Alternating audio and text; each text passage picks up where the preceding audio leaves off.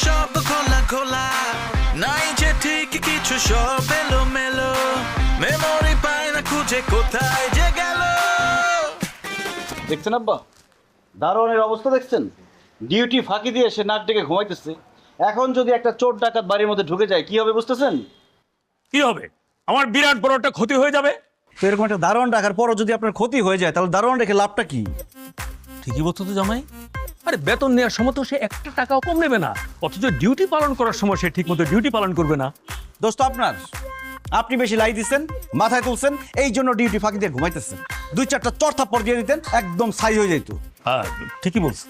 ঠিকই বলছো দাঁড়ায় আছেন কেন? অ্যাকশনে যান, মারেন না 2টা থাপ্পড়। ইয়ে জামাই কি বলতেছো? মুরব্বী মানুষ তো, থাপ্পড় মারা ঠিক হবে? তোর আব্বা কি বলেন? দারোয়ান আবার মুরব্বি হয় কিভাবে? মারেন একটা মুক্কা।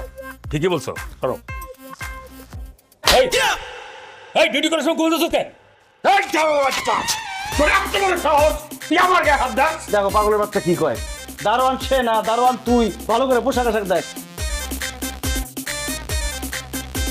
ও আসলেই তো আমি তো দারোয়ান, ঘুমের তালে সব ভুলে গেছি।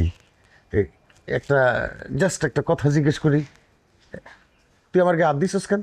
আপনার এত বড় সাহস, সামান্য দারোয়ান হয়ে মালিককে তুই তুকারি করেন? আপনি তাকে স্যার বলবেন, আপনি করে বলবেন, সম্মান দিয়ে কথা বলবেন, স্যালুট দিয়ে কথা বলবেন। আচ্ছা আচ্ছা বলতেছি স্যার, আপনি আমার মারলেন কেন? ডিউটি ফলে না টাকা ঘুমাইতেছিলি, তোর মারবো না তো কি করবো? আদর করবো? রাত্রিবেলা মশার কামড়ে ঘুমাইতে পারি নাই স্যার, এই জন্য একটু চোখটা লাগিয়ে এসেছিল। তোক লাগে আসলে তোক এইরকম টাইনা খুলে তাকে থাকবি, বুঝছো? অশিক্ষিত মূর্খ গরিব ছোট লোক আনকালচার। শোন, আর কখনো যদি ডিউটি করতে এসে ঘুমাই যাস তাহলে লক্ষ্মী মেয়ের চাকরি থেকে বাইর করে দেবো। হাই তুই আবার স্যার, মানে আপনি আমার লাথি দিবেন? শুধু লাথি না, সাথে ওস্টা ফ্রি। এখন বলেন, ঠিক মতো কাজ করবেন নাকি লাথি মেরে বাইর করে দিবে? না না, আমি এখান থেকে ঠিক মতো কাজ করবো, ডিউটির মধ্যে আর ঘুমাবো না স্যার, কথা দিলাম স্যার। ঠিক আছে ঠিক আছে। ওহ জামাই, এই গরিবদের সাথে কথা বলতে বলতে মুডটা আমার অফ হয়ে গেছে। আমি মনে হয় আজকে আর বাইরে যেতে পারবো না। ঠিক আছে, তুমি এক কাজ করো, তুমি মাহিকে নিয়ে বাইরে যাও, আমি একটু রেস্টে গেলাম। ওকে ঠিক আছে। এই আপনি তো গরিব কেন বলেন তো? সিপাই পয়টা ধ্যাৎ।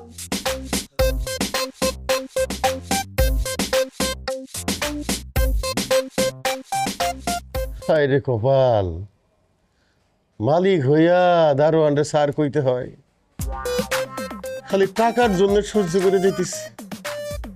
আল্লাহ আল্লাহ, তুমি আবার জামাইয়ের স্মৃতি শক্তিটা ফিরাই দাও আল্লাহ। আমি তো আর এই দারোয়ান হয়ে থাকতে পারতেছি না, আমার টাকাটাও তো দরকার।